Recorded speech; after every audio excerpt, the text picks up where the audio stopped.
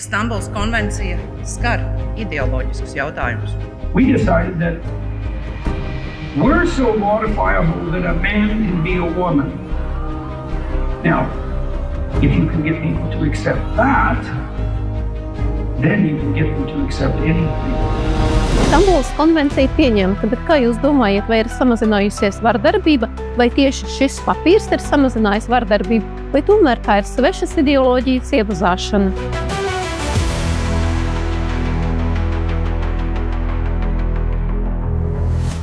Konvencijas galvenais mērķis ir apkarot vardarbību, un, protams, mēs to ļoti labi saprotam, ka šeit nevar būt tolerance un vardarbība ir jāapkaro.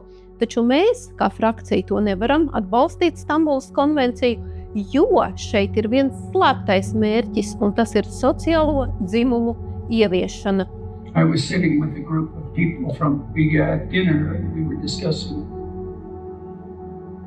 the proposition that has now been made into law in many countries that gender, whatever that is socially constructed. I don't know what you mean by gender, and neither do you, and you can't measure it in any way that's coherent. And the notion that sex is socially constructed is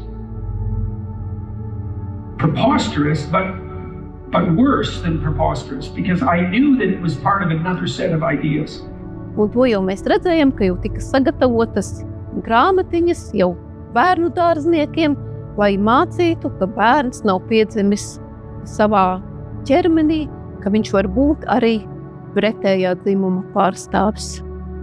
Dažkārt ir tādas turlejas un iekšiņas, kas nepieder nevienai kategorijai. Un tad īsti nevar pateikt, vai tā ir vulvīna vai penis. Un tad saka, tas nozīmē pa vidu. Iespējams, ka jūs vēl neizjūtiet Stambulas konvencijas sekas, bet tas ir tieši liberāļu pirmais solis, lai iznīcinātu bioloģiskos dzimumus, lai nebūtu vīrietis un sieviete, māte un tēvs, visi vienlīdzīgi, visa sabiedrība kā tādas bezdzimuma būtnes. Un tas ir tas, ko jau grib bērniem no agrīna vecuma iemācīt, iesēt bērnu apziņā. We decided that we're so modifiable that a man can be a woman. Now, if you can get people to accept that, then you can get them to accept anything. So, if you're a radical, political, propagandistic utopian, the first thing you have to insist upon is that everything about a human being can be modified and should be modified in the direction that you think it should be modified in. Right, so if you're a Marxist and you have a view of the utopian future, you cut people off from their pathological past, you pull them out of their historical context, which is just arbitrary anyways because everything's socially constructed, you reconfigure their notion even of their own biology, and you reprogram them as the now, what would you say? The minions who are now benefiting from the Marxist vision. And you don't get to have your Marxist vision unless you can insist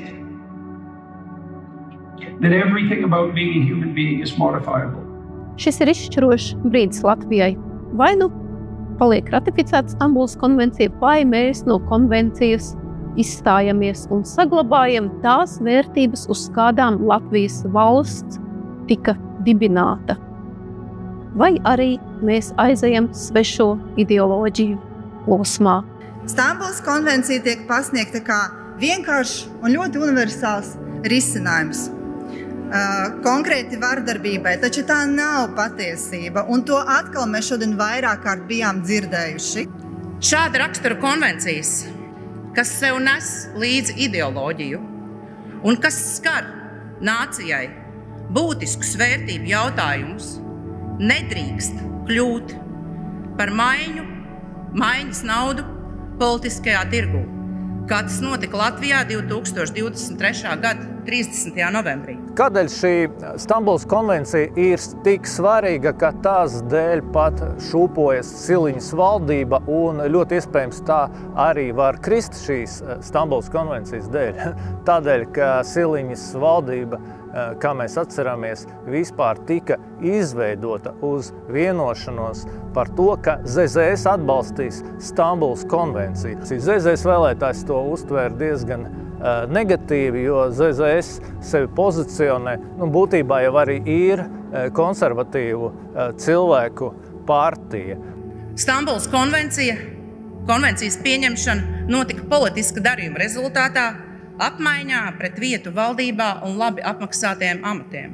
Un ziniet, es neesmu kurla, un jau kādu laiku dzirdu, ka šajā zālē ir deputāti, kuri ļoti nožēlo savu balsojumu par Stambulas konvencijas ratifikāciju. Mēs uzskatām, ka sabiedrībai jāstāv uz saviem morālajiem, ētiskajiem principiem, kas ir dabiska ģimene, nevis dažādi sociāli eksperimenti ar dažādu šo dzimšu genderu izgudrošanu. Tādēļ mēs esam stingri pret Stambulas konvenciju, kas to ieved faktiski iekšā pa sētas durvīm, it kā runājot par sieviešu tiesībām, sieviešu aizsardzību, bet kā mēs redzam, tas nav par sieviešu tiesībām tik daudz un sieviešu aizsardzību, kā par šīs kreisās gendera ideoloģijas ieviešanu un uzspiešanu sabiedrībai caur starptautiskas konvencijas palīdzību. Ir pagājuši 2 gadi kopš Stambulas konvencijas pieņemšanas, un kas tieši Stambulas konvencijas pieņemšanas rezultātā ir mazinājies vardarbības rādītājos? Es neredzu, bet tas, ko es redzu, ir tas, kā sveša ideoloģija iezūgas mūsu ikdienā. Es redzu, kā pazūd veselais saprāts un līdzsvars, kā nenormālais tiek padarīts par normālu. Mūsu bērniem ir vajadzīga drošība un skaidrība, nevis apjukums un mākslīgi radītais dzimums, vai vēl trakāk bezdzimums. Mums ir jābūt godīgiem ne tikai pašiem pret sevi, bet arī pret Latvijas sabiedrības vairākumu. Šodien šis balsojums nav par juridisku tekstu, papīru, dokumentu. Šis ir pārbaudījums tam, vai mēs spējam aizstāvēt to, kas ir pats svarīgākais – ģimene kā pamatu, bērnus kā nākotni un tautas vērtības kā spēcīgu fundamentu Latvijas pastāvēšanā. Well, keep it up and maybe the woke mob won't descend on your land. And you'll be one of the few countries in the European umbrella, let's say, that escapes this plague. And a plague it certainly is. It's destroyed the universities in North America and the education system. Kā jūs domājat, vai vardarbība ir jāapkaro ar likumiem, sodiem un reālām darbībām, vai ar svešām ideoloģijām? Lūdzu, rakstiet savus viedokļus komentāros. Mana pieredze ar latviešu filmu veidotājiem ir tāda, ka viņi ir viena no labākajiem cilvēkiem, ar kuriem man ir bijusi iespēja sadarboties globāli. Diemžēl pasaule to neredz.